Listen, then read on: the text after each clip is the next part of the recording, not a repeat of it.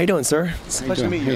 I want to say, I know you've been getting this question all day long, and if you don't mind answering for me, I heard you answer just now, but I gotta say that first of all, the film's brilliant. I love the movie. Thank you. And I want to get to the dead peasants thing in a second, because that thing blew me away. But obviously, I disagree with this. But people are saying it's hypocritical that you are making a movie and you're making money off of it in a capitalistic society, but then the movie. Who would say that? The critics. I disagree. Yeah, because actually, I would think people would say that, wow, this guy's done well, and he actually cares about everybody else who isn't doing well. Yeah. That's really impressive that he actually takes his time when he probably doesn't have to. Right. He doesn't have to make these movies anymore, and that he's still out there plugging away for the little guy, trying to make sure that everybody has health insurance, that people have a decent job, a decent home.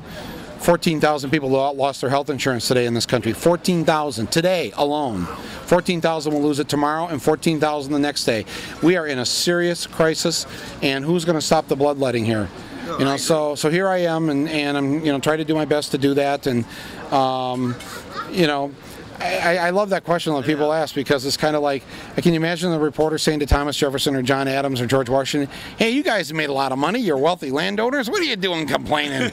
The King system's been good for you. What are you doing whining about all this? Yeah. You know, it's actually more impressive, isn't it, that wealthy landowners back then, who could have just stayed wealthy landowners and enjoyed the King's good wishes, actually decided to revolt against a system that wasn't fair to all the people. It's quite impressive. I will say that one thing about this movie I really enjoyed was the full circle back to Roger and me. Was that something you just planned on doing 20 years and later? I mean, how did that come about in your mind when you were shooting this film? If anything, I wanted to avoid it, because I've been there, done that, and I don't want to, nor do I want to actually say I told you so. You know, that 20 years ago that I told you, GM. Yeah. Well, here I am saying it.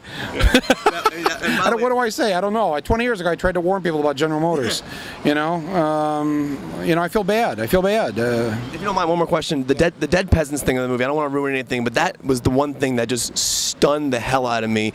No one knows about that. Obviously, you're putting it out in your movie now, but how did you come across that, and how do you feel about that? Because again, if you don't mind explaining it, basically, companies take out life insurance policies on people and they pass away, and they might make money off of them. Right. The company names themselves as the beneficiary in order to make more money when the people die. And if they die sooner than they're supposed to, the company makes more money. How sick is that? Well, it's sick because you're actually worth more to the company dead than you are alive. Yeah.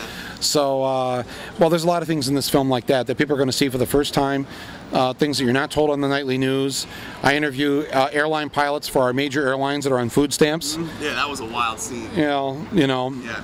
By the way, I'm with a sports station. What do you think about the Detroit Lions beating out the Redskins this past week? Hey, man, I'm really sorry it had to happen to the Redskins. That's all I can say. It had to happen sometime. Yeah. They haven't won in like 2 years.